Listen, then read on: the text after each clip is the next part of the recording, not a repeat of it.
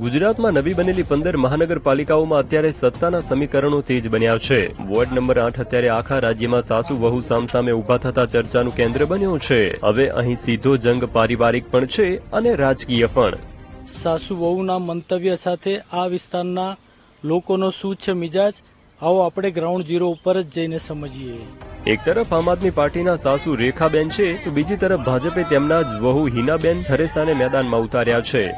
અત્યારે એમ કે અમારે પાણી નથી આવતું ટાઈમસર, ગટર એ સિવાય લાઇટનું એ અમને બધું કહે છે, પણ અમે ચૂંટાઈને આવશું એટલે અમે એમને બધું કામ કરી દઈશું।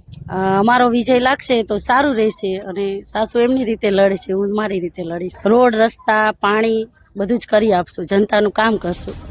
સુરેન્દ્રનગરના હાટ ગણાતા આ વિસ્તારમાં ભાજપનો ગઢ જાળવી રાખવો વહુ માટે પ્રતિષ્ઠાનો પ્રશ્ન છે।